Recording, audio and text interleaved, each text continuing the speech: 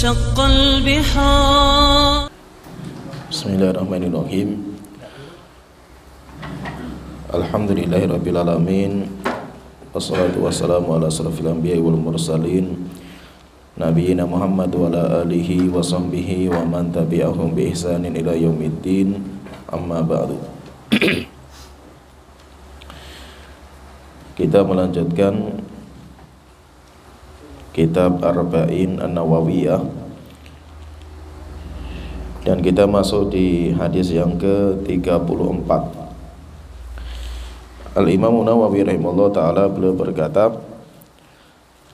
An Abi Sa'idin Al-Khudri radhiyallahu anhu qala Sami'tu Rasulullah sallallahu alaihi wasallam yaqul.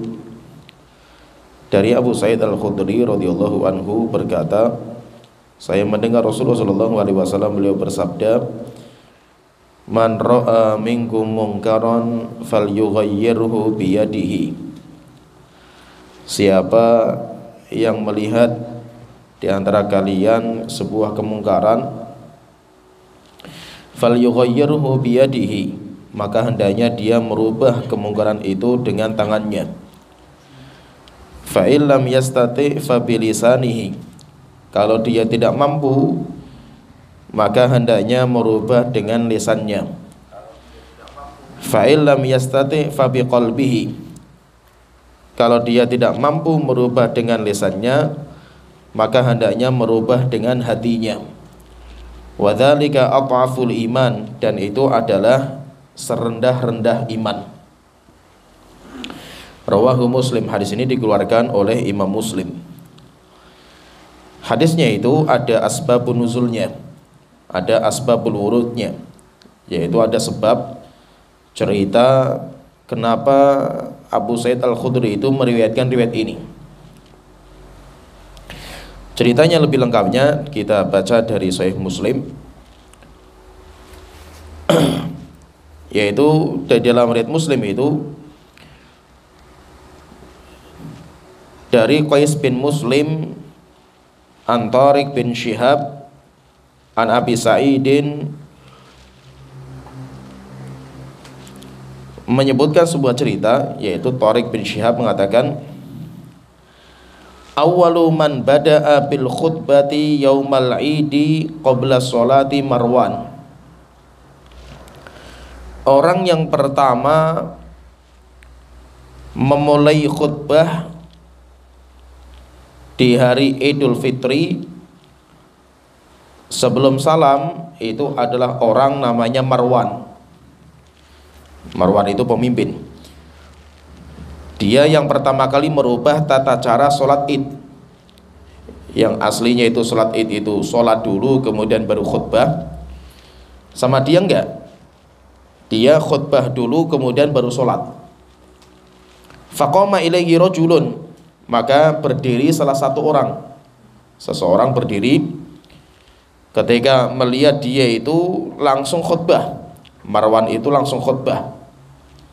Faqala as-sholatu qabla al-khutbah, orang itu mengatakan sholat dulu sebelum khutbah.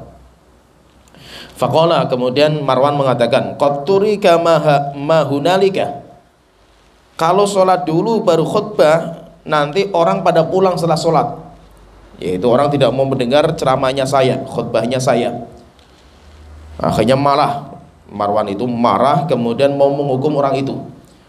Akhirnya setelah itu Abu Sa'id Al-Khudri itu berdiri. Abu Sa'id Al-Khudri radhiyallahu anhu kemudian dia berdiri, kemudian beliau itu menengahi. Maka beliau mengatakan, amma hadza faqad qada ma alaihi. Orang ini, yaitu orang yang menasihati pemimpin terang-terangan di hadapan manusia, ini telah menunaikan apa yang wajib bagi dia. Setelah itu beliau menyebutkan riwayat ini, siapa yang melihat kemungkaran hendaknya dia merubah dengan tangannya, kalau tidak mampu maka dengan lisannya, kalau tidak mampu maka dengan hatinya. Berarti sebab kenapa Abu Sa'id Al-Khudri itu meriwayatkan hadis ini itu karena ada orang yang dia itu mengingkari penguasa secara terang-terangan. Maka Abu Sa'id menyebutkan riwayat itu. Pertanyaan di sini, terus kenapa Abu Sa'id tidak mengingkari? Ini yang menjadi pertanyaan. Jadi kan kejadian ini kan Abu Sa'id itu hadir di situ. Abu Sa'id Al-Khudri itu hadir. Kemudian Marwan yang menjadi pemimpin itu, Marwan itu dia itu langsung berdiri khutbah. Padahal belum sholat Id. Akhirnya kan satu orang berdiri ngingkari, kemudian mengatakan sholat dulu sebelum khutbah. Padahal Abu Sa'id itu di situ. Abu Sa'id Al-Khudri kan seorang sahabat. Maka dibahas oleh para ulama, kenapa Abu Sa'id itu tidak mengingkari? Padahal Abu Sa'id itu kan di situ itu. Maka terjadi khilaf di antara para ulama, kenapa? Alasannya itu kenapa kok Abu Sa'id itu tidak mengingkari? Kalau Imam Nawawi beliau menyebutkan karena mengingkari penguasa di hadapan masyarakat itu bukan kebijaksanaan. Itu bukan termasuk amar ma'ruf nahi munkar. Kenapa? Karena amar ma'ruf nahi munkar itu tujuannya apa? Kan tujuannya itu kan untuk yaitu kita mengarahkan orang untuk berbuat baik. Kalau bisa. Kalau tidak bisa, kita meminimalisir dari kejahatan orang itu, kezaliman orang itu, kesalahan orang itu. Kan kita bisa minimalisir itu. Itu namanya amar ma'ruf nahi munkar. Tapi kalau kita itu amar ma'ruf nahi munkar malah mendatangkan kemungkaran yang lebih parah, maka itu bukan namanya amar ma'ruf nahi munkar. Oleh itu Abu Sa'id Al-Khudri itu melihat amar ma'ruf nahi munkar di depan penguasa yang dilihat oleh masyarakat langsung itu bukan termasuk kebaikan. Itu tidak tempatnya, bukan waktunya, sehingga beliau diam.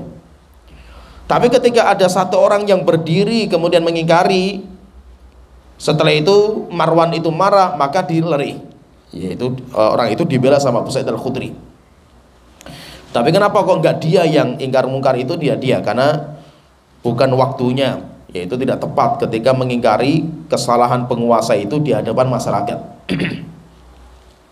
Sehingga Abu Sa'id diam. Abu Sa'id diam dan Abu Sa'id tidak mengingkari. Nah, jadi intinya di sini kita fahami hadis ini itu ada asbabul wurudnya. Dan Rasulullah SAW di sini beliau menyebutkan tentang kewajiban kita kalau melihat kemungkaran itu, maka kita itu harus mengingkari semampu kita, sesuai dengan kemampuan kita. Dalam hadis yang lain, hadis dikeluarkan oleh Imam Muslim juga, dari Abdullah bin Mas'ud radhiyallahu anhu, ani Nabi sallallahu alaihi wasallam, Rasulullah sallallahu alaihi wasallam beliau bersabda, "Ma min nabiyyin ba'athahu Allahu fi ummatin qabli." Tidak ada seorang nabi yang Allah utus kepada umat-umat sebelumku, illa kana fi ummatihi hawariyuna wa ashab. Kecuali pasti ada di antara umatnya nabi itu ada yang menjadi hawariyun wa ashab, para penolong dan sahabat-sahabat sejatinya. Yakhuduna bi sunnatihi, di mana orang-orang ini hawariyun dan sahabat-sahabat sejatinya Nabi itu, mereka akan mengambil sunnahnya Nabi itu. Wa yaqtaduna bi amrihi, dan mereka akan mengikuti petunjuknya. Tsumma innaha takhlufu min ba'dihim khulufun. Tetapi setelah nabinya itu meninggal dunia, akhirnya nanti akan datang generasi-generasi yang rusak. Yaquluna ma la yaf'alun, di mana mereka itu mengatakan apa-apa yang mereka tidak kerjakan. Wa yaf'aluna ma la yu'marun, dan mereka itu mengamalkan apa-apa yang mereka enggak diperintahkan. Faman jahadahum biyadihi fahuwa mu'min, maka siapa yang memerangi orang-orang yang seperti ini, maka dia itu mukmin. Orang yang mengingkari mereka dengan tangannya, maka dia itu mukmin. Wa man jahadahum bilisanihi fahuwa mu'min, dan siapa yang memerangi orang-orang ini dengan lisannya, maka dia itu orang mukmin. Wa man jahadahum biqalbihi fahuwa mu'min, dan siapa yang memerangi mereka dengan hatinya, dia itu mukmin. Laisa wara'a dzalika minal imani habbatu hardzalin. Kemudian Rasulullah mengatakan, dan di bawah itu, yaitu mengingkari dengan hati itu, di bawah itu enggak ada keimanan lagi. Walaupun keimanan itu cuma sebesar sawi, itu sudah enggak ada. Nah, jadi intinya di sini, ini sama juga dengan tadi hadis tadi. Intinya, ketika kita itu melihat kemungkaran, maka kita itu wajib untuk mengingkari kemungkaran itu, dan itu hukumnya wajib. Tetapi kewajiban itu sesuai dengan kemampuan kita. Kewajiban itu sesuai dengan kemampuan kita, karena menjalankan perintah, kan kita diperintahkan siapa yang melihat kemungkaran hendaknya dia merubah, berarti kan itu kita harus mengamalkan. Kalau mengamalkan perintah itu dikaitkan dengan kemampuan. Sedangkan meninggalkan larangan itu enggak dikaitkan dengan kemampuan. Oleh itu Rasulullah mengatakan, ma nahaitukum anhu fajtanibu, apa yang saya larang tinggalkan. Ada pilihan enggak? Enggak ada pilihan. Tinggalkan semua. Wa ma amartukum bihi fa'tu minhum mastata'tum, sedangkan apa yang saya perintahkan kepada kalian kerjakan sesuai dengan kemampuan kalian. Nah, di sini Rasulullah membedakan antara perintah dan larangan. Kalau larangan itu harus ditinggalkan totalitas, nggak ada kemampuan, yaitu nggak ada standarisasi kemampuan. Kenapa? Karena kan cuma meninggalkan, nggak usah mengamalkan, apa susahnya itu? Nggak ada namanya orang itu nggak bisa meninggalkan dosa. Kalau ada rematan, saya belum bisa meninggalkan dosa itu, maka kita katakan bukan fisik Anda yang nggak bisa. Fisik Anda nggak ada masalah gitu. Apa masalahnya di fisik Anda kan itu? Nggak ada masalah gitu. Tapi kalau ada orang nggak bisa meninggalkan dosa karena rusaknya hatinya orang itu.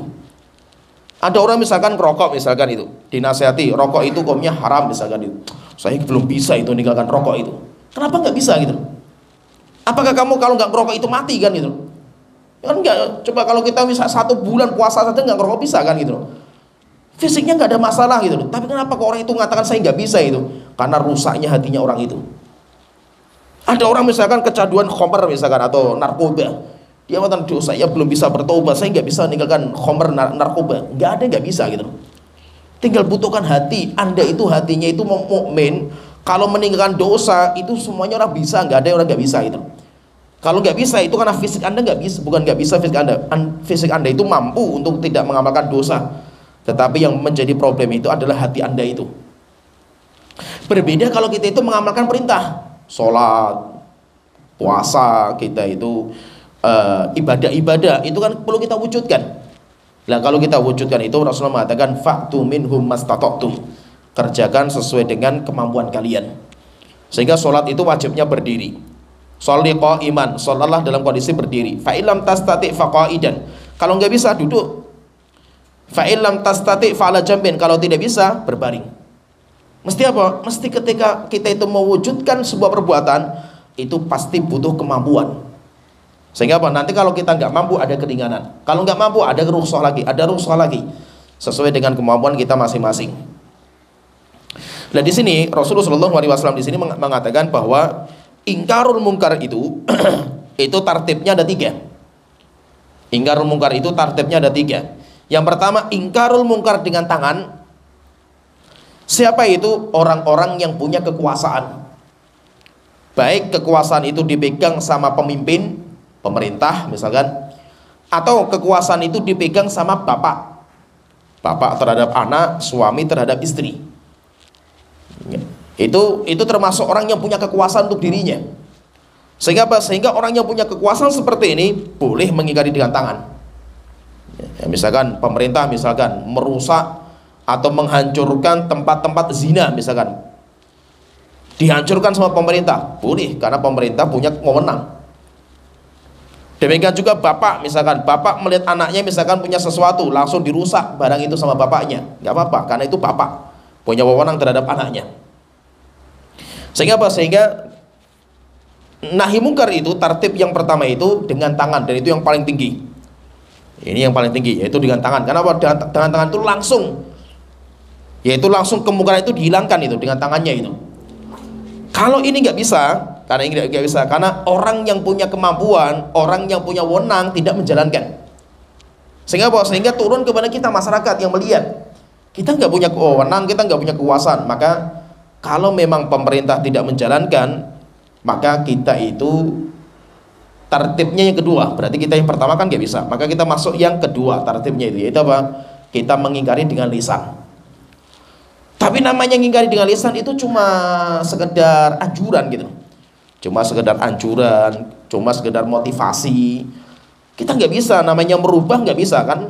Dengan lisan kan cuma ngomong saja kan itu. Beda dengan tangan, tangan bisa dirubah. Jadi kita motivasi dengan lisan kita, kita nasihati dengan lisan kita. Kalau dengan itu pun kita nggak mampu, maka yang terakhir adalah kita itu mengingkari dengan hati kita. Dan ini tingkatan namanya amar ma'ruf nahi munkar itu, ini tingkatan yang tinggi. Dalam kita itu berdakwah itu kan masalah dakwah itu kan sering dinamakan dengan amar ma'ruf nahi munkar. Itu kan ada dua itu, amar ma'ruf mengajak kepada kebaikan, kemudian yang kedua nahi munkar, melarang dari kejelekan. Berarti kan ada dua, jalurnya itu ada dua. Jalur yang pertama yaitu amar ma'ruf, ini jalur yang kita itu ketika menjalankan itu kita itu nggak akan banyak musuh. Kenapa? Karena orang itu walaupun dia itu nggak berbuat kebaikan, ketika dia itu diajak untuk berbuat baik itu senang. Walaupun dia nggak mengamalkan. Orang ngajak, ayo kita sholat ke masjid, senang orang itu walaupun dia nggak sholat gitu.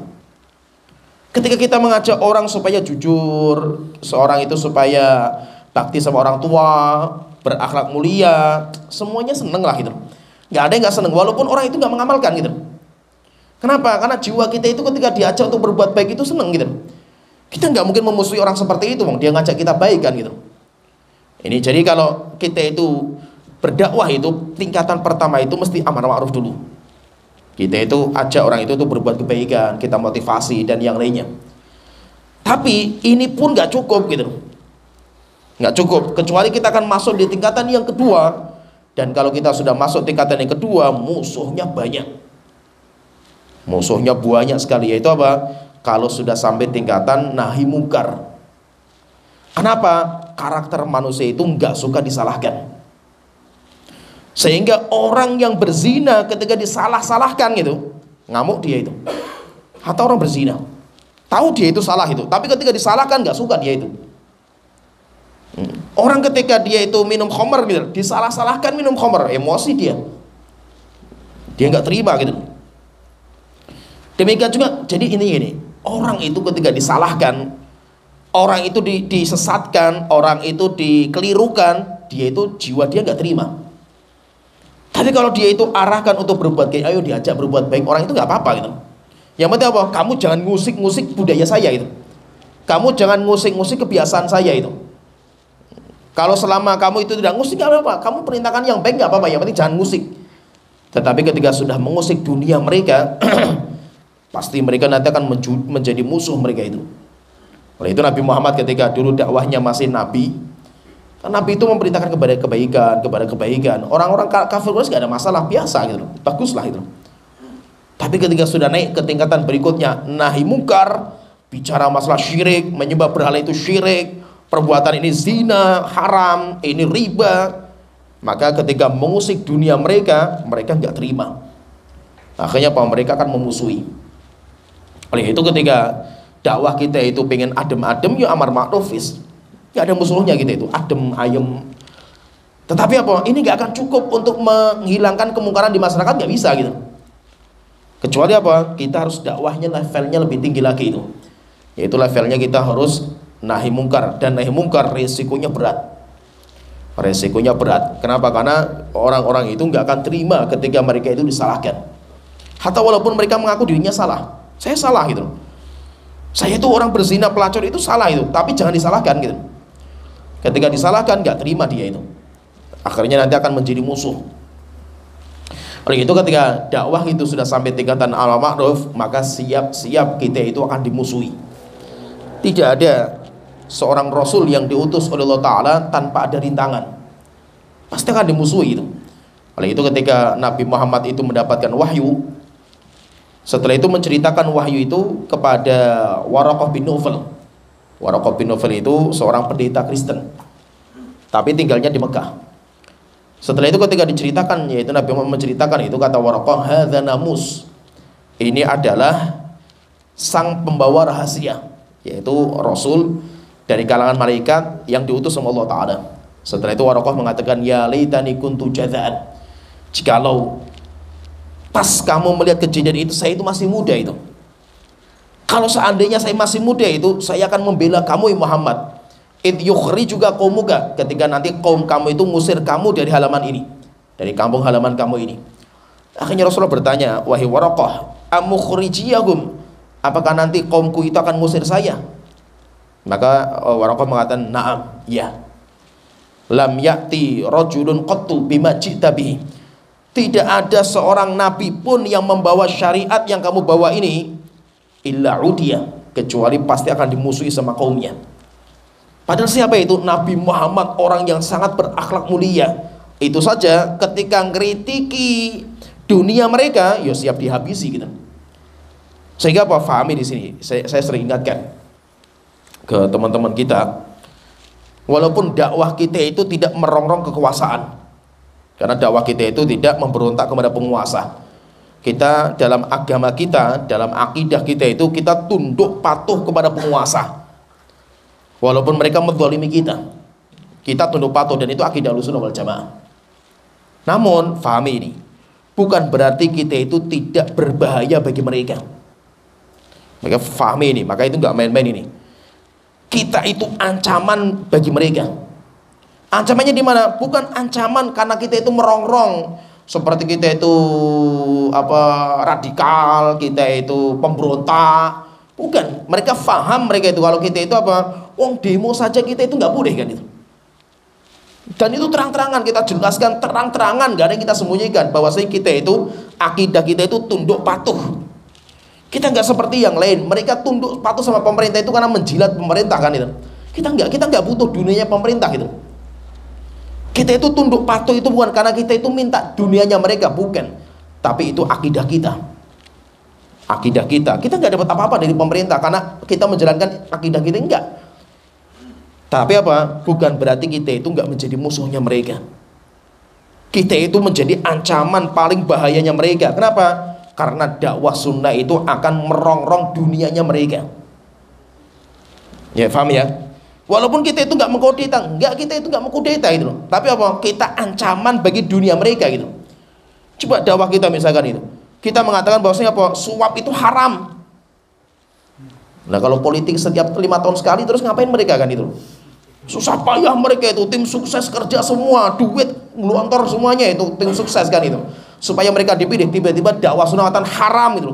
Enggak ngamuk mereka kan gitu, ya kan? Pajak hukumnya haram. Terus pemerintah sekarang seperti ini kayak apa gitu? Ya, merongrong dunianya mereka sehingga hancur semua dunia mereka. Riba haram, ini haram, semuanya haram kan itu. Dan mereka nggak terima. Ketika dunia yang sedang mereka kejar itu diharam-haramkan, itu nggak suka mereka itu. Maksudnya kalau kamu nggak terima, diem saja gitu, nggak usah ngaram-ngaramkan kan gitu. Ya kan? Terus diem saja kamu itu. Orang berbuat syirik tahu dia berbuat syirik itu. Tapi kamu yang melihat itu diem saja itu. Kalau kamu syirik-syirikan saya nggak terima juga kan itu. Ya, jadi pahami ya. Jadi itu seperti itu fajar. Makanya itu ketika kita berdakwah misalkan kita menyinggung masalah riba, orang-orang pelaku riba itu tersinggung semua itu mereka itu. Ya kan? Ketika kita misalkan yang lagi viral misalkan masalah wayang misalkan itu, ngamuk semua itu, dalang-dalangan ngamuk semua kan gitu loh. Wong dia kerjanya dapat duit dari situ kan itu, makanya dari situ kan gitu. Ya kan? Ketika kita katakan ziarah kubur itu yang sifatnya syirik itu nggak boleh itu. Lah terus bis-bis dan orang catering-catering, kemudian yang calon-calon terus kerjanya apa mereka? Wah, mereka makanya dari situ kan itu. Otomatis kita itu akan ganggu dunianya mereka gitu.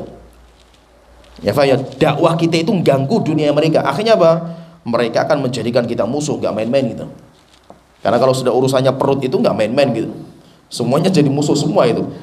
Nah, itu bukan berarti kita itu, walaupun kita itu tunduk patuh sama penguasa, bukan berarti kita itu nggak musuh. Maka itu dakwah kita itu berkali-kali mau dihancurkan itu sama mereka itu, dan nggak main-main, luar biasa. Saya itu ngeri kalau kita lihat strategi mereka untuk menghancurkan dakwah sunnah itu nggak main. Kenapa? Dakwah kita tersebar lebar di mana-mana itu. Kenapa? Dakwah kita itu sudah fitrah gitu. Orang ketika dia itu fitrahnya masih bersih, dia mencari kebenaran, mesti akan lari ke kita itu dakwahnya kan itu. Kenapa? Dakwah kita terus terang itu. Ini haram-haram kan itu. Ini syirik-syirik, tauhid-tauhid kan itu. Akhirnya banyak orang itu yang setelah itu kenal sunnah, setelah itu pada ngaji dan yang lain itu menjadi ancaman bagi mereka. Begitu intinya itu kalau kita itu dakwah itu sudah sampai tingkatan nahi mungkar, siap-siap kita itu nanti akan memiliki banyak sekali musuh. Musuh kita itu banyak sekali. Terus bagaimana sikap kita? Ya sikap kita nggak ada cara kecuali sabar gitu. Terus mau apa lagi kan itu? Sabar gitu. Sampai kapan kita itu sabar? Hatta talquni ilal haud, kata Rasulullah. Sabarlah kalian sampai nanti berjumpa dengan saya di telaga. Sehingga apa? Sehingga tak tunggu. Rasulullah itu mengatakan, saya tunggu kalian. Sabar kalian itu dalam menjalankan dakwah, kita berhubungan dengan pemimpin yang zalim. Sabar. Terus sampai kapan sabarnya itu? Sampai nanti berjumpa dengan saya di telaga. Saya tunggu kalian di telaga. Yaitu kesabaran kalian itu sampai di sana. Sehingga apa? Selama kita di dunia sabar, nggak pernah selesai kita itu dalam berdakwah itu. Musuh-musuh dakwah itu nggak pernah selesai untuk mengganggu kita. Oleh itu intinya tingkatan amar ma'ruf nahi mungkar itu bertingkat-tingkat. Intinya amar ma'ruf nahi mungkar itu kalau sudah sampai tingkatan mungkar, maka siap-siap bahwasanya kita itu nanti akan memiliki banyak musuh. Lah ketika kita itu ingkar mungkar, pasti nanti ada risiko. Risiko itu ada. Oleh itu ketika risiko itu ada, maka orang itu menjalankan sesuai dengan kemampuan dia menghadapi risiko. Kalau dia itu siap untuk dibunuh misalkan, siap untuk dihabisi misalkan, dia siap, nggak apa-apa. Kalau dia siap nggak apa-apa. Ada seorang yang ketika seorang nabi dipukuli, kemudian ditendang, diinjak-injak, wajah amin aqsal madinati rajulun yas'a. Ada orang yang datang dari pojok, dari ujungnya kampung, lari untuk menyelamatkan nabi itu. Kemudian mengatakan, wahai kaumku, kenapa kalian itu mencelakakan orang yang mengatakan Tuhanku Allah Ta'ala itu? Dia bukan siapa-siapa gitu. Orang pun nggak menghormati dia. Akhirnya apa? Akhirnya orang itu dipukuli juga sama masyarakat sampai akhirnya meninggal. Kalau kita siap seperti itu, nggak apa-apa. Kita itu berdakwah dengan tangan kita, kita langsung seperti Nabi Ibrahim menghancurkan patung-patung dan yang lainnya, nggak apa-apa. Selama apa? Kita siap menanggung resiko. Siap menanggung risiko untuk diri kita. Tapi kalau risikonya sudah menjalar kepada yang lain, kepada istri kita, kepada anak kita, kepada teman-teman kita, maka tidak boleh. Kenapa? Belum tentu mereka siap. Yang parah itu apa? Yang parah itu banyak orang-orang itu membuat ribut, setelah itu lari gitu loh. Wah, ribut di media sosial, debat ini setelah itu hilang. Akunnya dia itu hilang, nggak tahu kemana itu. Akhirnya apa? Yang ribut teman-temannya kan gitu. Kejadian di mana-mana itu apa? Banyaknya kasus ya seperti kemarin-kemarin lah, pembakaran. Dan itu kenapa? Karena ada orang-orang yang terlalu semangat ini mancing sampai akhirnya terjadi polemik, setelah itu dia hilang gitu. Dan itu banyak orang seperti ini. Sampai terkadang ada pondok di demo, dibakar. Ustadznya nggak pernah tahu itu. Kenapa kok mereka demo saya itu? Rupanya apa? Orang-orang baru ngaji ini debat di media sosial, kemudian mencaci maki ulamanya mereka itu. Setelah itu apa? Saya ngajinya di pondok sini sama Ustadz A itu. Ya ustadznya yang dikejar sama mereka kan itu. Ya kan? Dianya lari, setelah itu hilang dia itu. Akhirnya apa? Yang nanggung ustadznya kan itu. Dan itu di mana-mana kejadian seperti itu. Maksudnya apa? Kalau memang Anda itu siap, silahkan gentleman gitu. Saya siap itu menanggung risiko hatta mati pun saya siap, nggak apa-apa, bagus gitu. Tapi ketika keluar di media sosial setelah itu hilang, akhirnya yang nanggung ustadznya setelah itu kan itu. Ya, jadi kalau memang Anda itu nggak berani, nggak usah keluar lah itu. Kalau nggak berani itu, kalau nggak berani nanggung risiko, maka kita itu ingkar mungkarnya diturunkan. Ya sudah, kita ingkar mungkarnya pakai lisan saja. Kalau memang kita itu nggak siap, karena apa? Karena ancamannya berat ini. Kalau kita ngomong di sini itu ancamannya berat, kita nggak mampu itu. Maka diberikan keringanan, sudah kita itu merubah dengan hati kita. Nah, jadi berarti maksudnya apa? Ada tahapan itu sesuai dengan kemampuan kita. Kenapa? Karena kalau sudah kita masuk ke tingkatan amar ma'ruf nahi mungkar, sudah amar ma'ruf nahi mungkar itu, nahi mungkarnya itu pasti resikonya itu besar. Ketika itu sudah menyangkut masalah resiko, maka tinggal ditakar Anda itu mampu nggak menghadapi resiko itu gitu. Ketika Anda tidak mampu, ya sudah, ratingnya diturunkan gitu, jangan dipaksakan itu. Ketika sudah dipaksakan, malah kita nanti futur. Karena banyak orang seperti itu, terlalu saklek, watos, keras gitu di awal-awal, diingatkan nggak mau itu. Setelah itu apa? Futur sendiri kan itu. Oleh itu Rasulullah mengatakan bahwasanya agama itu mudah gitu loh. Wala yusyadaddin illa halakah. Tidak ada yang membuat agama itu susah kecuali akan binasa sendiri itu. Nah itu apa? Terkadang banyak kita dapatkan itu, ya orang-orang baru ngaji lah itu. Kan orang-orang baru ngaji itu sakleknya kan luar biasa itu. Orang-orang baru ngaji itu biasanya kan ustadznya disalahkan gitu. Ustadznya penakut, ustadznya itu nggak berani gitu. Bukan masalah penakut tidaknya, kita sudah melalui fase banyak lah, kita sudah seperti masa antum yang saklek ini kita sudah rasakan juga. Kita dulu seperti itu kan gitu. Tapi manfaatnya untuk dakwah apa nggak ada kan gitu. Akhirnya apa? Kita melihat anak-anak yang baru ngaji, yang baru semangat luar biasa ini yang paling banyak merusak dakwah. Kenapa? Karena mereka itu tidak bisa mengukur gitu loh. Tidak bisa menakar. Ini kalau saya berubah seperti ini resikonya apa gitu loh. Itu nggak bisa. Akhirnya apa? Banyak yang merusak dakwah itu ya orang-orang baru ngaji. Oleh itu kenapa Ustaz tadi sering nasihatkan orang baru ngaji itu diem saja, belajar aja, duduk saja itu. Nggak usah banyak komen, nggak usah banyak ngomong gitu loh. Kenapa? Karena setiap komen, setiap omongan itu perlu ditakar manfaat dan mandorotnya itu apa gitu loh. Nah itu orang-orang baru ngaji nggak tahu itu. Yang penting apa? Bid'ah sana, bid'ah sini, sikat sana, sikut sini kan itu. Dan itu nyata. Kenapa? Kita pun juga sudah merasakan fase itu gitu. Ini terjadi dulu ketika kita di Salatiga ya. Namanya anak masih muda, apalagi saya STM kan dulu ya. Ya kan, kalau namanya biasalah anak STM tawuran kan gitu loh. Ya kan? Coba kita baru ngaji. Saya itu teman-teman saya preman itu. Baru ngaji semua itu. Jadi ada ini saya punya teman itu premannya Salatiga. Itu akrab sama saya itu kan. Karena ngaji bareng. Ya dia biasa bunuh dan yang lainnya biasalah itu. Setelah itu dia ngaji sama kita, yo kerasnya luar biasa gitu. Jadi kalau sudah amar ma'ruf nahi mungkar itu nggak main-main itu.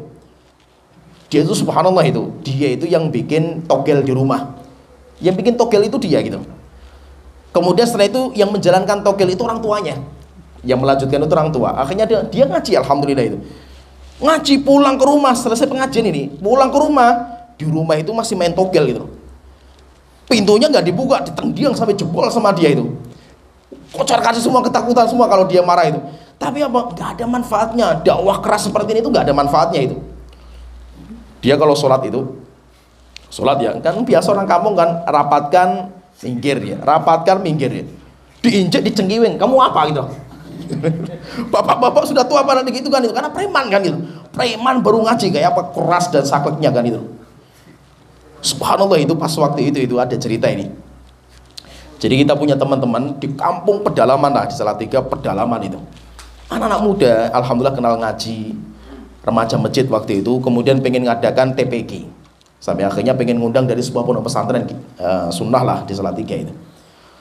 Subhanallah izin sama tamir masjid, dibohongi sama tamir masjid, katanya rapat saja kita, masalah TPG rapat sama tamir masjid tanggal sekian, hari sekian, jam sekian. Subhanallah ini kejadian nyata loh, ini bukan main-main itu. Remaja-remaja masjid yang sudah ngaji ini datang ke masjid sesuai dengan jadwal yang diundang. Rupanya bahwa takmir masjid itu nyewa preman. Takmir masjid nggak ada, tapi nyewa preman, kemudian di masjid dipukuli pakai kayu, pakai batu sampai berdarah-darah itu. Jadi itu nyata loh. Maksudnya kita dulu zaman dulu itu dakwah itu keras, nggak mudah, nggak seperti kita itu. Sampai akhirnya apa berdarah-darah itu, sampai akhirnya opnam di rumah sakit satu pekan itu. Beritanya sampai ke kita, karena itu teman-teman kita itu Salatiga itu. Iya orang-orang yang biasa kelahi, biasa gelut, yuk kumpul semua itu. Ada yang bawa parang, bawa pedang dan yang lainnya itu. Itu sudah kita mau perang itu sama kampung itu kan. Sudah siapkan semua itu. Tapi subhanallah, alhamdulillah ustadz kita itu, masya Allah, masih adalah ustadz kita itu luar biasa. Beliau ngedem-ngedemin, tenangin mau apa kalian itu mau apa itu.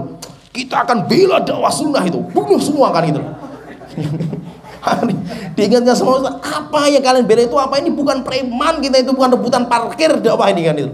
Kita itu dakwah karena Allah Ta'ala, bukan karena emosi dan yang lainnya itu. Akhirnya didem-dem kesun sampai akhirnya kita itu alhamdulillah gak jadi itu. Coba kalau seandainya kita itu waktu itu gak didemkan ya berangkat bener gitu. Saya termasuk yang mau berangkat itu. Biasa anak muda ya biasa kayak gini yo tempur sekalian kan gitu. Tapi apa? Ini itu masa-masa seperti ini akan berlalu kan itu.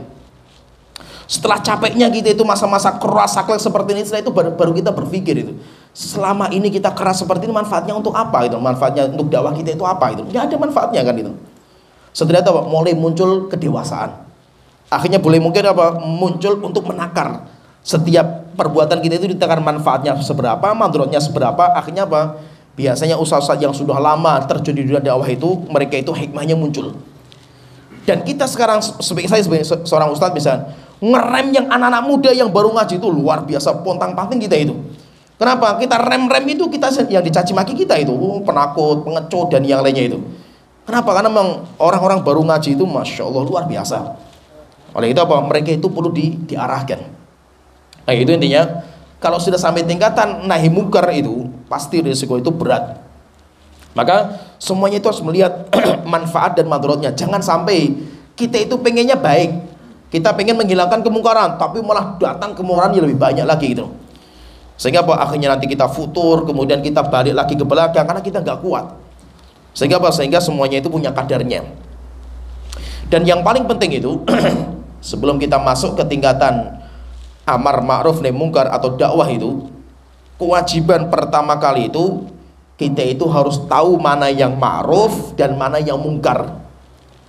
Tidak mungkin kita itu memerintahkan orang kepada kebaikan, memerintahkan kepada yang ma'ruf, kita melarang dari yang mungkar, kalau yang ma'ruf dan yang mungkar saja kita nggak tahu gitu. Nah terkadang ini perlu difahami, orang-orang yang baru ngaji itu dia itu kurang jeli, ini itu ma'ruf benar atau tidak itu, ini itu mungkar benar atau tidak itu. Akhirnya apa? Terkadang kita itu habisi orang pada masalah yang dia itu bukan mungkar, cuma beda pendapat di kalangan para ulama. Dan itu apa? Itu yang terjadi. Sehingga ketika kita itu gontok-gontokan, biasanya itu gontong-gontokan dalam masalah khilafiyah. Maka itu apa? Maka mengetahui ini yang ma'ruf, ini yang mungkar itu pondasi penting sebelum kita terjun dalam dunia amar ma'ruf nahi mungkar. Oleh itu pernah Abdullah bin Mas'ud radhiyallahu anhu itu pernah beliau itu mendengar ada orang ngomong, halaka man lam ya'mur bil ma'ruf wa lam yanha 'anil munkar. Celaka sekali bagi orang yang tidak mau amar ma'ruf dan nahi mungkar. Maka Abdullah bin Mas'ud mengatakan, halaka man lam ya'rif biqalbihil ma'ruf wal munkar. Celaka orang-orang yang tidak tahu mana yang ma'ruf dan tidak tahu mana yang munkar. Yaitu maksudnya apa? Sebelum kita itu amar ma'ruf nahi munkar itu, kita itu harus belajar dulu mana sih yang ma'ruf dan mana yang munkar. Jangan sampai perkara-perkara yang khilafiyah malah kita ingkari sampai kita gontok-gontokan dengan orang itu, padahal itu masalah khilafiyah gitu loh. Kenapa? Karena bodohnya kita. Karena kita itu sebenarnya nggak tahu perkara yang ma'ruf dan yang munkar itu kita nggak tahu. Kemudian dalam dunia dakwah ini, jadi memang dunia dakwah itu panjang. Kita itu perlu banyak pengalaman, sehingga tidak main-main dalam dunia dakwah itu nggak main-main. Kalau kita itu mau terjun dalam dakwah atau amar ma'ruf nahi munkar itu, maka nanti ada rukun dakwah atau rukun amar ma'ruf nahi munkar, di mana rukun itu harus kita jalankan. Para ulama membagi nanti rukun itu menjadi 3. Rukun dalam berdakwah, rukun dalam amar ma'ruf nahi munkar itu nanti ada 3. Yang pertama, ilmu sebelum berdakwah. Sebelum kita itu berdakwah, kita itu yang pertama harus punya ilmunya. Yang kedua, hikmah ketika berdakwah. Yaitu hikmah itu apa? Bisa menempatkan sesuatu pada porsinya masing-masing. Itu namanya hikmah bijaksana. Kemudian yang ketiga, sabar setelah berdakwah. Jadi ada ilmu sebelum berdakwah, hikmah ketika berdakwah, sabar setelah berdakwah. Itu kita harus miliki nih 3-3-nya nih. Kita bahas yang pertama dulu. Yang pertama adalah ilmu. Sebelum kita itu terjun di dakwah itu, yang pertama kita harus punya ilmunya. Para ulama mengatakan ilmu dalam berdakwah itu 3. Yang harus kita ketahui itu 3. Jadi ilmu dalam masalah dakwah itu ada 3 yang perlu kita ketahui. Yang pertama, al ilmu bil maudu. Kita perlu tahu ilmu tentang materi yang mau kita dakwahkan itu. Kita itu mau dakwah apa gitu, kita itu mau amar ma'ruf apa gitu, kita itu mau nahi mungkar apa gitu. Maka masalah yang mau kita dakwahkan itu harus kita pelajari dulu. Sehingga kita pelajari ini benar nggak, ini tuh perkara yang saya kalau ngomong itu benar nggak itu. Jangan sampai kita itu masih ngambang sudah kita dakwahkan. Maka harus kita pelajari dulu materi yang mau kita dakwahkan itu, kita pelajari dulu sampai benar. Ini yang pertama, yaitu kita itu harus mengetahui materi yang mau didakwahkan. Yang kedua, kita harus mengetahui siapa yang mau kita dakwahkan. namanya mat'u. Siapa sih orangnya itu? Siapa yang mau kita dakwah itu siapa gitu? Tidak bisa disamakan itu. Saya ngomong sama si A, kayak ngomong sama si B, kayak ngomong sama si C, nggak bisa.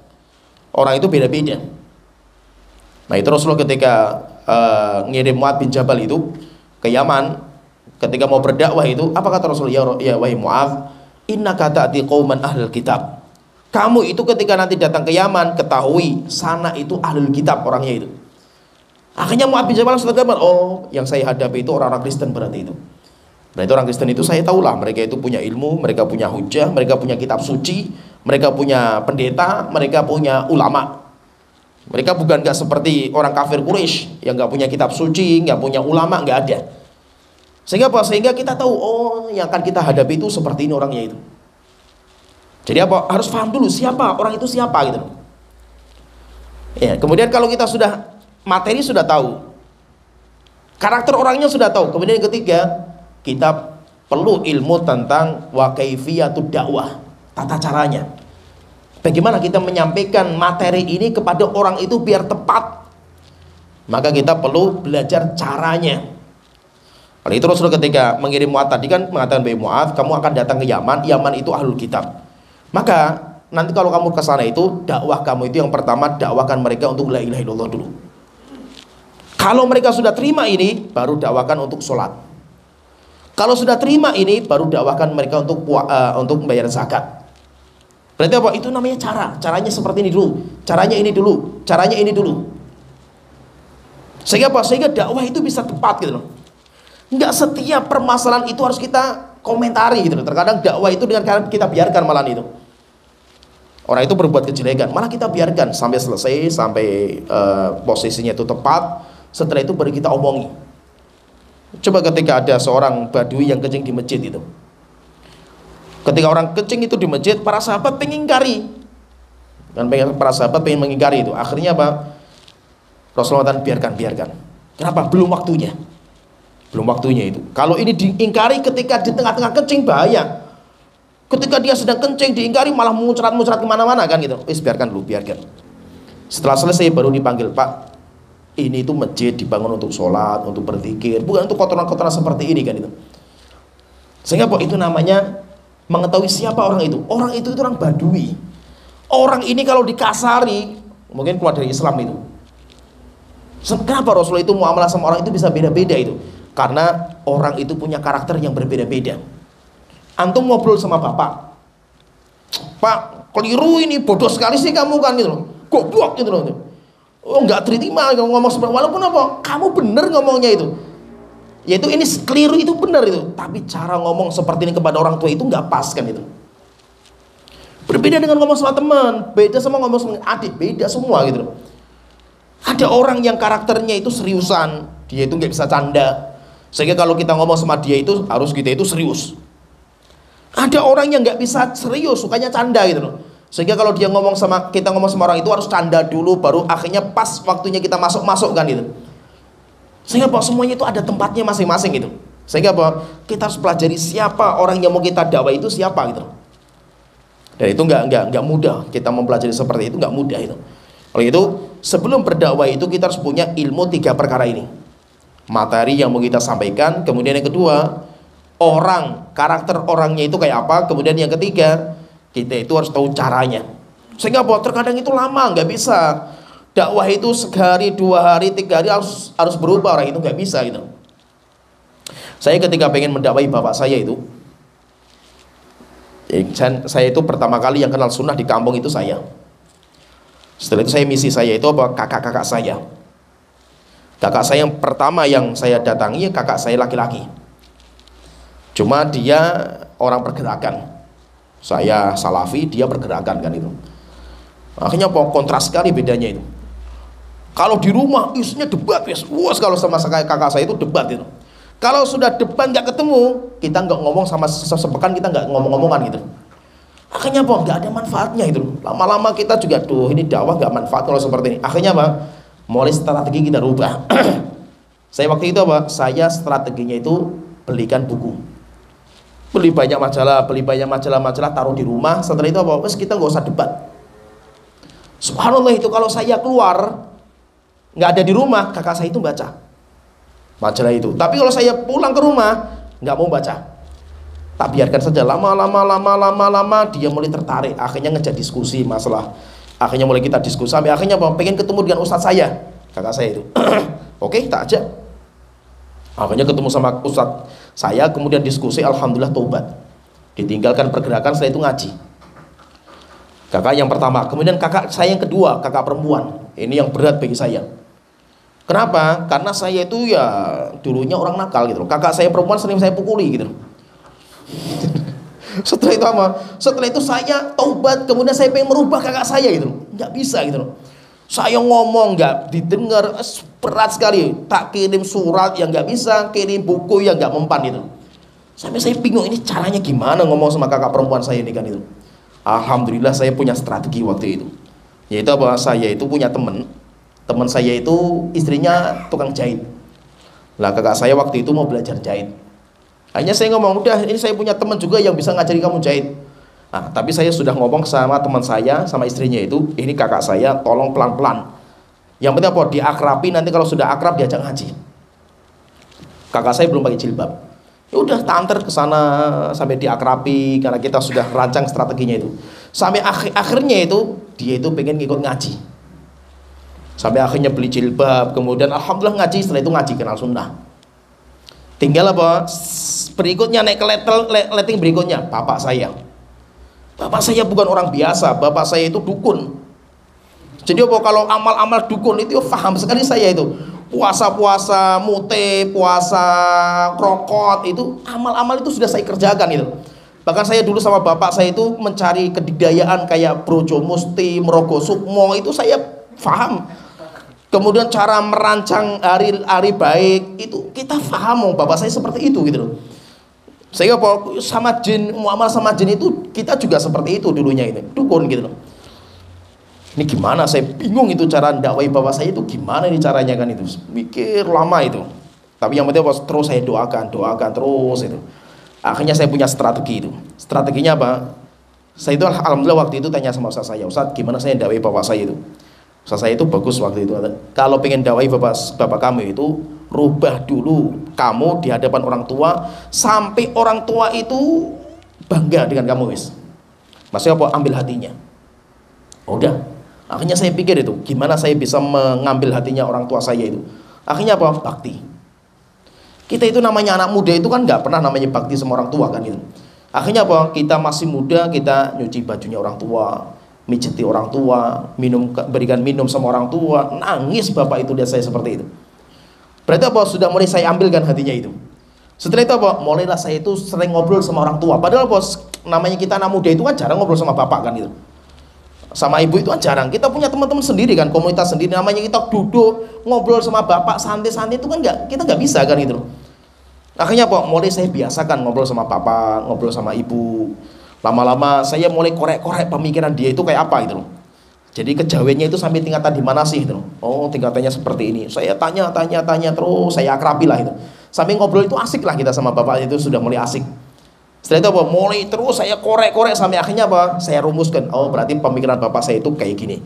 Oh, dia itu kayak gini. Akhirnya apa? Saya siapkan amunisi. Amunisi itu apa? Pertanyaan-pertanyaan yang dia itu akan kejebak. Saya nggak mau dakwai, ngomongi langsung nasihati enggak. Percuma gitu, kita sebagai anak kan gitu. Akhirnya apa? Mulai saya tanya, Pak, kalau seperti ini apa pendapat engkau? Kalau seperti ini apa? Kalau seperti ini apa? Terus sampai akhirnya jawabannya blunder, terjebak sendiri dia itu. Sampai akhirnya apa? Kasih pertanyaan terus sampai bingung nggak bisa jawab itu. Setelah itu apa? Mulai dia itu karena sudah akrab sama kita, akhirnya apa? Mulai bertanya sama kita. Terus kalau kamu pendapatnya apa? Kalau kamu pendapat apa saya jelaskan. Setelah itu apa? Alhamdulillah setelah itu mau sholat. Awalnya bapak saya nggak pernah sholat. Kalau sholat itu jam 12 malam di kuburan. Coba bayangkan itu. Saya juga pernah ngamalkan seperti itu juga gitu. Alhamdulillah mau sholat. Walaupun apa? Walaupun nggak mau sholat di masjid, nggak apa-apa. Yang penting mau sholat. Masih ngerokok, masih apa saja lah nggak apa-apa. Yang penting mau sholat dulu. Kalau saya targetnya waktu itu, yang penting kesyirikan ditinggalkan. Itu saya sudah sukses lah waktu itu. Setelah itu apa? Tahapan berikutnya yang penting apa? Mau sholat. Masih ngerokok, cukur jenggot, musbil nggak peduli saya masalah itu kan. Yang penting mau sholat kan itu. Lama-lama apa? Mulai bicara masalah riba lah, masalah inilah, ini. sampai akhirnya mau sholat di masjid, dan alhamdulillah sekarang udah ngaji gitu loh. Tapi apa? Itu nggak setahun 2 tahun loh itu. Prosesnya panjang sekali itu.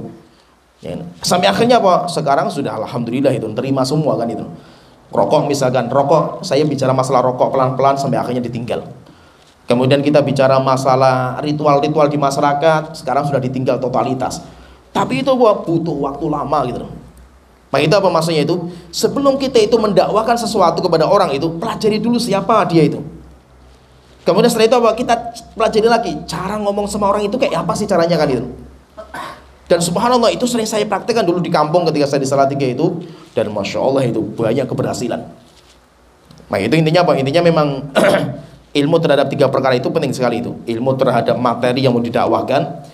Yang kedua, ilmu tentang karakter orang yang mau kita dakwah itu siapa. Yang ketiga, ilmu tentang cara yang terbaik untuk memasukkan ilmu itu kepada orang itu. Karena cara itu macam-macam, dan tidak semua cara itu berhasil. Sehingga kita itu harus pelajari dulu caranya itu kayak apa. Kemudian di sini disebutkan sama Imam Ibnu Rajab Al-Hambali tentang masalah bagaimana kita itu, kan Rasulullah mengatakan man ro'a minkum mungkaron, siapa di antara kalian yang melihat. Pertanyaan, terus kalau kemungkaran orang itu gak kita lihat, tapi kita mendengar, tapi kita nggak melihat itu. Terus bagaimana ini? Maka di sini beliau mengatakan, saya bacakan ucapan beliau. Dalam hadis ini ya dulu ala annal ingkara muta'alliqun birru'yati. Kalau kita perhatikan hadis ini berarti menunjukkan apa? Nahi mungkar itu, kita kalau pengen melarang dari kemungkaran itu dikaitkan dengan melihat langsung dengan mata kita. Falau kana masturan falam yarahu. Jika seandainya perkara mungkar itu kita itu tertutup dari mata kita, berarti kan kita nggak melihatnya itu. Terus bagaimana kalau kita itu tahu perkara mungkar cuma kita nggak melihatnya itu? Walakin alima bihi fal mansusu an Ahmad fi aktsari riwayat. Kalau kita mengetahui kemungkaran, mendengar dari orang ngomong, misalnya, oh si fulan tuh berbuat seperti ini itu, saya nggak melihat langsung itu. Terus bagaimana sikap kita itu? Maka kalau pendapatnya Imam Ahmad, dan itu riwayat yang paling banyak dari beliau, annahu la ya'ridu lahu wa annahu la yufattishu ala mastaraba bihi. Yaitu apa? Orang yang tidak melihat kemungkaran langsung jangan membongkar kemungkaran walaupun dia tahu. Walaupun dia itu tahu, tapi apa? Yang penting dia nggak melihat langsung. Tetapi beliau dalam riwayat yang lain mengatakan annahu yakshiful mughatta idza tahaqqaqahu. Kalau dalam riwayat yang lain beliau mengatakan nggak apa-apa, dia itu mencari berita itu nggak apa-apa itu. Walau sami'a sauta ghina'in muharramin aw alatil malahi wa alimal makana alladhi hiya fihi fa innahu yunkiruha. Kata beliau mengatakan, kalau misalkan saya mendengar ada suara musik, saya tahu ini tempatnya dari sana arahnya itu, saya datang ke sana ingkar mungkar enggak itu? Maka beliau mengatakan kalau bisa dicari beritanya itu sampai jelas. Kalau kita sudah jelas, setelah itu baru kita ingkari. Ini pendapat yang pertama. Pendapatnya sebagian ulama itu mengatakan kalau kita itu enggak melihat langsung, maka kita itu boleh mencari informasi. Tapi pendapat yang lain mengatakan enggak. Selama kita itu enggak melihat, kita cuma mendengar, maka kita itu tidak usah membuka-buka masalah itu. Sebagaimana pernah ada orang yang dia itu minum khamr. Ada orang minum khamr, tapi minum khamrnya itu sendirian itu.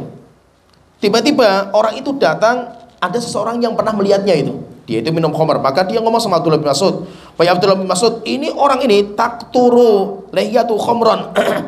Jenggotnya itu sering basah dengan khamr. Apa kata Abdullah bin Mas'ud? Nahanallahu anit tajassus. Allah itu melarang kita dari mata-matai manusia. Sehingga apa yang nampak ya kita ingkari, kalau nggak nampak biarkan urusan dia dengan Allah Ta'ala gitu. Nah, berarti ada ulama berpendapat kita itu kalau tidak melihat langsung, kita nggak usah mencari-cari berita. Ya paham ya? Jadi kalau pendapat yang pertama, selama kita itu mendapatkan informasi, maka setelah itu kita gali beritanya. Jika memang benar, pasti, maka setelah itu kita ingkar mungkar. Ini yang pertama. Yang kedua, pendapat yang kedua itu, kalau kita itu nggak melihat langsung, walaupun kita itu dengar berita-berita, maka kita itu tidak perlu membongkar masalah itu selama kita nggak melihatnya. Kenapa? Karena dikaitkan dengan kita itu husnudzon terhadap orang muslim, dan kita nggak boleh mata-mati orang muslim. Pendapat yang ketiga, ini yang disebutkan sama Imam Al-Qadhi Abu Ya'la dalam kitab Al-Ahkam Sultaniyah. Beliau mengatakan, yaitu nanti kemungkarannya itu dibagi. In kana fil munkari alladhi ghalaba 'ala dhannihil ististaru bihi bi ikhtiyari thiqatin anhu intihaku hurmatin.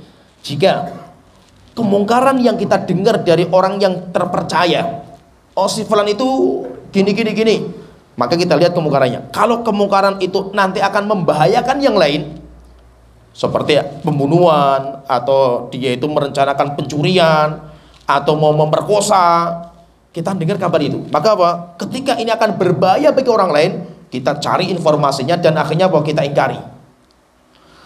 Tapi kalau berita kemungkaran dia itu menyangkut dirinya pribadi, contohnya judi, atau contohnya misalkan khamr, narkoba, itu kan urusan pribadi, nggak menyangkut orang lain kan. Kalau seperti ini, kata beliau mengatakan, tidak usah kita cari-cari beritanya, selama kita nggak melihat ya sudah ya. Walaupun apa, ada orang datang ngabari kepada kita itu selama itu urusan pribadi dia, maka kita tidak usah mencari-cari. Tapi kalau kemungkarannya itu nanti akan berakibat kepada yang lain maka kalau berakibat sama orang lain, maka kita itu harus terjun dan kita itu harus mengingkari kemungkaran itu. Kemudian juga dalam masalah amar ma'ruf nahi munkar itu disebutkan juga oleh para ulama bahwa dalam kemungkaran itu, misalkan kita ada kemungkaran, kemudian kita itu mengingkari kemungkaran, maka pahami di sini tujuan kita ingkar mungkar itu apa gitu loh. Tujuannya apa sih gitu loh. Tujuannya itu kan ingkar mungkar itu kan untuk menghilangkan kemungkaran. Itu yang pertama. Kalau kita itu ingkari kemungkaran, kok hilang kemungkaran, itu harus kita jalankan, karena dengan cara itu hilang kemungkaran. Artinya kedua, tujuan yang kedua itu kemungkaran nggak hilang 100%, tapi bisa diminimalisir, berkurang sampai 20%, 30% atau yang lainnya. Maka kita tetapkan ingkar mungkar. Jadi misalnya gini, kita itu kalau pengen ingkar mungkar, ini ada orang berbuat dosa, misalnya si A berbuat dosa, kita ingkari nggak ya ini? Sekarang ini kita ingkari atau tidak? Kita sudah melihat nyata dengan mata kita, kita ingkari atau tidak? Maka yang perlu kita pahami, tujuan kita ingkar mungkar itu apa kan itu? Tujuannya kan menghilangkan kemungkaran itu kan itu. Maka ketika kita itu mau mengingkari itu, kemungkinan, namanya kemungkinan itu, kemungkinan terbesar, kemungkinan nantinya itu 1 dari 4. Kemungkinan itu 1 dari 4. Yang pertama, kemungkinan, namanya kemungkinan itu bisa terjadi atau tidak, tapi namanya kemungkinan kemungkinan paling besar lah itu. Yang pertama, kemungkinan itu akan hilang 100%. Kita melihat ada orang berbuat kemungkaran, kita kalau ingkari itu kemungkinan besarnya itu hilanglah kemungkaran itu, maka wajib diingkari. Wajib diingkari, nggak ada pilihan, karena dengan itu kemungkinan itu akan hilang. Kalau kita malah nggak mengingkari, dosa kita itu. Yang kedua, kemungkinan yang kedua itu kemungkinan nggak hilang 100%, tapi bisa diminimalisir, bisa berkurang 20%, 30%, 50%, walaupun nggak bisa totalitas. Maka ini hukumnya wajib. Yang kedua itu hukumnya wajib. Yang ketiga, sama saja diingkari yo, sama dibiarkan yo, sama saja, nggak ngefek lah saya itu mesti. Kalau seperti ini bagaimana? Maka ini pintu istihad kita. Nanti apa? Kita renungkan lagi, kita itu bermanfaat atau tidak itu. Itu maka nanti dicari lagi lah. Kalau memang nggak ngefek sama sekali, ya sudah ingkari saja itu. Yang penting itu tanggung jawab kita di hadapan Allah, selesaikan itu. Kemungkinan yang keempat itu, ini ada kita melihat kemungkaran, kita ingkari, kemungkarannya tetap malah bertambah. Ya, malah bertambah. Kalau seperti ini, hukumnya haram mengingkari. Ya, terdapat paham ya? Maka ini nggak main-main itu. Menakar ini tuh nggak main-main itu. Contohnya misalnya saya contohkan. Ketika Rasulullah SAW itu membangun Ka'bah, melihat Ka'bah lah. Zaman itu kan Rasulullah pernah bangun Ka'bah umur 35 Rasulullah itu. Rasulullah tahu Ka'bah yang dibangun itu nggak benar. Kenapa? Karena Hajar Ismail itu dikeluarkan. Akhirnya ketika Rasulullah itu berkuasa menaklukkan kota Mekah, maka Rasulullah mengatakan kepada Aisyah, wahai Aisyah, jika seandainya kaum kamu orang Quraisy ini bukan orang baru masuk Islam, saya bongkar Ka'bah itu. Saya akan bangun seperti bangun Nabi Ibrahim. Pertanyaan, Rasulullah jalankan nggak itu? Tidak. Rasulullah tahu itu keliru, itu bangunan itu dibiarkan sama Rasulullah. Kenapa? Takut kalau saya rubah malah nanti mereka murtad dari agama, karena mereka itu baru masuk Islam gitu. Sampai akhirnya Rasulullah meninggal dunia, nggak ada perubahan. Sampai zamannya Abu Bakar, Umar, nggak ada perubahan. Nanti terjadi perubahannya pada zaman Abdullah bin Zubair. Itu namanya apa? Namanya ingkar mungkar. Kita pengen ngingkari bangunan itu, tapi gara-gara kita ngingkari malah orang pada murtad dari agama. Berarti apa? Datang kerusakannya lebih parah lagi. Contoh lagi misalkan, contohnya Rasulullah SAW itu ketika beliau itu yang melihat ada sahabat tadi yang kencing di masjid, atau ada seorang sahabat yang dia itu orang kafir ditangkap, diikat di tiang masjid. Rasulullah biarkan. Bahkan setelah itu apa? Rasulullah lepaskan saja orang itu. Ketika dilepaskan, malah akhirnya dia itu masuk Islam. Sehingga apa? Ada takarannya itu ada itu. Tujuan kita itu kan memberikan manfaat kepada orang itu, bukan malah merusak dia itu. Atau contohnya lagi misalkan zamannya Syekhul Islam, ketika beliau itu sama murid-muridnya melihat orang-orang Tatar sedang minum khamr. Kumpul mereka minum khamr. Minum khamr itu dosa. Kita melihat langsung ini orang-orang Tatar minum khamr itu. Akhirnya murid-murid Syekhul Islam pengen mengingkari. Ditahan sama Rasulullah, jangan, biarkan saja. Akhirnya mereka bertanya, kenapa Syekhul Islam kita biarkan itu? Syekhul Islam mengatakan, khamr itu diharamkan sama Allah karena menghalangi orang untuk berzikir. Yang kedua, karena membuat percekcokan di antara manusia. Sedangkan khamrnya orang Tatar menghalangi mereka untuk membunuh, menghalangi mereka untuk memperkosa, menghalangi mereka untuk membakar rumah-rumah kaum muslimin. Maka apa? Khamrnya bagi orang Tatar itu ibadah. Sehingga apa? Kita kalau ingkar mungkar malah keliru kita ini. Itu namanya apa? Itu namanya bijaksana, hikmah dalam berdakwah itu di situ. Sampai Imam Qayyim rahimahullah taala itu memberikan beberapa contoh yang lebih aneh lagi. Itu seperti yang kisah tadi itu. Mengingkari penguasa yang zalim. Namanya kita melihat penguasa yang zalim itu kan kita wajib mengingkari itu. Iya, jika seandainya tidak mendatangkan madharat yang lebih parah. Tapi kalau mendatangkan madharat yang lebih parah, kata beliau mengatakan apa? Membiarkan kezaliman mereka dengan kezaliman mereka itu, dengan kezaliman mereka itu malah termasuk ingkar mungkar kita. Sedangkan kalau kita ingkar mungkar dengan terang-terangan, demo dan yang lainnya, malah terkadang mendatangkan madharat yang luar biasa bahayanya itu. Sehingga terkadang apa? Malah kita biarkan. Setelah itu beliau mencontohkan lagi Imam Qayyim itu. Kalau kita melihat ada orang misalkan ya, anak-anak muda, dia itu membuka majalah porno. Ini kan mungkar ini. Pertanyaan, kita ingkari nggak orang itu? Maka kita lihat kemungkinannya. Saya kalau ingkari anak muda ini dari baca majalah porno ini, kemana dia itu? Kalau setelah itu dia itu membacanya majalah Islami, wajib kita ingkari supaya dia itu membaca majalah Islami, ya kan? Tapi kalau dia itu kita ingkari dari majalah itu, majalah porno, malah bacanya majalah tukang sihir misalkan itu, tukang sihir, tukang ramalan, ya seperti ramalan bintang dan yang lainnya, itu semuanya syirik. Maka apa? Dia dengan baca pornonya itu lebih baik daripada dia itu baca majalah-majalah tukang sihir. Sehingga apa? Terkadang malah kita biarkan. Kalau kita melihat nantinya apa ini, kemungkinan besarnya itu orang mau kemana kan itu. Sehingga maksudnya apa? Kita itu harus detail, harus tahu sekali. Kita itu harus punya timbangan, menimbang-nimbang itu bisa itu. Contohnya misalkan gini, yang sering dulu dikerjakan sama beberapa ormas itu kan, ada tempat prostitusi, kumpul di satu tempat ini. Sehingga apa? Orang datang ke tempat itu sembunyi-sembunyi itu. Kenapa? Karena malu sekali datang ke tempat prostitusi ini. Yaitu intinya apa? Tempatnya orang nakal lah itu. Sehingga apa? Orang kalau mau ke sana itu sembunyi-sembunyi saking malunya itu. Akhirnya apa? Tempat ini dirobohkan, kemudian dihancurkan. Setelah itu apa? Pelacurnya itu tobat enggak gitu. Oh, saya sekarang ditobat, dipukuli, rumahnya dihancurkan, tobat, saya mau bertobat kepada Allah Ta'ala. Nggak mungkin, semakin benci sama Islam kan dia itu. Akhirnya apa? Pelacur-pelacurnya itu pindahnya ke gang-gang. Yang awalnya kumpul jadi satu, di satu tempat, akhirnya apa? Setelah itu kumpulnya di rumah-rumah itu. Ya kan? Berarti apa? Berarti mandorotnya lebih parah gitu. Kalau seperti apa? Biarkan saja.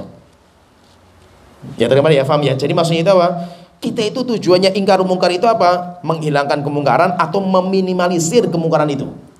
Tapi kalau kita itu ingkar mungkar malah mendatangkan kemungkaran yang lebih parah, maka kita itu malah menambah kemungkaran dengan kemungkaran yang lain gitu. Akhirnya apa? Malah kita itu berdosa. Sehingga pahami di sini, tidak semua kemungkaran itu harus kita ingkari. Terkadang itu malah diamnya kita itu termasuk ingkar mungkarnya kita. Selama apa? Selama tidak ada manfaatnya kalau kita ingkari di waktu itu. Bahkan terkadang ingkar mungkar itu nunggu waktu, atau terkadang bukan kita yang ngomong, kita cari orang yang bisa ngomong, dan itu panjang sekali lah pembahasannya, itu panjang. Nah itu intinya di dalam pembahasan kita ini, bahwa setiap orang yang melihat kemungkaran itu dia itu wajib mengingkari dengan tangan, itu yang punya kekuasaan. Kalau tidak bisa dengan lisan, itu semuanya ditakar, nanti takarannya semuanya ada. Kalau tidak bisa dengan hati. Dan mengingkari dengan hati itu minimal harus meninggalkan majelis itu. Kalau kita itu mengingkari dengan hati tapi kita itu masih di situ, maka kita itu sama saja. Bahkan orang yang pertama kali dilaknat sama Allah Ta'ala itu orang yang tahu haram tapi masih duduk di tempat yang haram walaupun hatinya mengingkari. Oleh itu kata Allah Ta'ala berfirman itu, lu'inal ladzina kafaru min bani Israil ala lisani Dawud wa Isa bin Maryam. Orang-orang Bani Israel itu dilaknat sama Allah Ta'ala dengan perantaran lisannya Nabi Dawud dan Nabi Isa. Kenapa? Dzalika bima asaw wa kanu ya'tadun. Karena dosa dan maksiat yang mereka kerjakan. Dosanya apa mereka itu? Kanu la yatanahawna an munkarin fa'alu. Mereka itu tidak saling ingkar mungkar. Mereka tahu khamr itu haram, tapi ketika teman-temannya minum khamr, dia duduk manis di situ. Saya nggak minum, saya ingkari hati saya, tapi saya nggak enak meninggalkan majelis itu. Maka ini pertama kali yang dilaknat sama Allah Ta'ala. Sehingga apa? Orang yang ingkari kemungkaran minimal tinggalkan majelis itu gitu. Nggak mungkin dia duduk di situ dalam kondisi saya itu ngingkar, saya itu hati saya itu, tapi kamu itu meramaikan majelis itu gitu. Duduknya kamu itu meramaikan gitu. Kalau seperti ini berarti apa? Ingkar mungkar kita itu nggak dianggap. Nah, sehingga intinya kalau kita pengen mengingkari dengan hati, maka minimal itu kita tinggalkan majelis itu. Ya sampai di sini pembahasan kita. Nanti insya Allah kita masuk di hadis yang ke-35, pembahasan lain tentang masalah persatuan Islam. Hak-hak yang harus kita tunaikan terhadap kaum muslimin. Ya sampai di sini wa akhiru da'wana alhamdulillahirabbil alamin sallallahu alaihi wa sallam.